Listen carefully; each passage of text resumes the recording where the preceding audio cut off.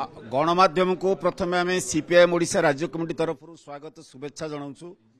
आम party CPIM Odisha राज्य committee तरफ आमर वर्षियान नेता जनार्दन पति, जुष्मत दास, पुष्पा दास, प्रदीप्त नायक, बद्रीनारायण दास, सालमरांडी एवं मु निजे राज्य संपादक सुरेश चंद्र पाणिग्राही भुवनेश्वर कटकर कमिशनरेट पुलिस को आसलु साक्षात करने तीनोटी मेमोरांडम आम देचु। गोटे हूँ डीजी को पुलिस महानिर्देशक को किट्र समग्र घटना को उपस्थापन एवं पुलिस कमिशनरेट को गोटे मेमोरांडम दि जाइए। ता सहित भुवनेश्वर कटकर आईन श्रृंखला परिस्थिति उपर आउ एक मेमोरांडम दि जाइए। आमे पुणी से कथा दोहराइबा चाहूँ ओडिशा सरकार पाखरे जे ओडिशा सरकार यदि किट्र समग्र घटना स्वच्छता प्रमाण करने को चाहते तार न्यायिक तदंत हवा दरकार। न्यायिक तदंत जरिया ही नेपाल जो छात्री आत्महत्या बा मृत्युवरण कर संगठित मर्डर बोली आम जहाँ कहूँ इंस्टीट्यूशनल मर्डर एवं नेपाली छात्री मानक जो भाव में फिजिकली आउट करागला कैंपस भितर ता परवर्ती दुखदायक घटना न्यायिक तदंत बिना से न्याय पाइबे ना। गणमाध्यम को आम अनुरोध करुँ न्यायिक तदंत घटना एकमात्र प्रसंग हवा दरकार। किट्रे समस्त केलंकारी को पदा को आने आम कमिशनरेट पुलिस सहित जो आलोचना कलु जे किभली भाव में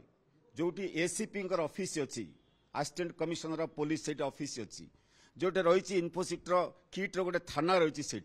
पुलिस उपस्थिति से पिला छात्र छात्री मानक फिजिकली भेकेट करवा जो मैंने स्टाफ ना बाउंसर अच्छी बाउंसर लगे बाडेवा एवं समस्त बस व्यवहार करी ट्रेन मानक छात्र छात्री मानक आलू पियाज बस्ता भाया छाड़देवा ये घटना किमती घटिला आर उच्चस्तरीय तदंत हवा दरकार एवं जो मैंने दायी से कठोर दृष्टांतमूलक शास्ति मिलवा दरकार। बर्तमान घटना ए सीमित हो रही ना जेते इंस्टीट्यूशन सफाई देले भी एवं विभिन्न लोक मैंने विभिन्न तांकर शक्ति लगे प्रचार कले भी ये घटना बर्तमान एक विश्वस्तरीय प्रसंग होती आम एभली एक संस्थार आम कर्मचारी मैंने जो कम कर देशर जीडीपी पर प्रश्न उठाउछन्ती बजेट पर प्रश्न उठाउछन्ती रेसिजम जोटी कि केवल नेपाली छात्र छात्री मानकु तांकु बहिष्कार करागला साइन डे करागला एटा भारत वर्ष अन्य कोठी घटना घटी नाही एवं एटा एक आंतर्जातिक प्रसंग।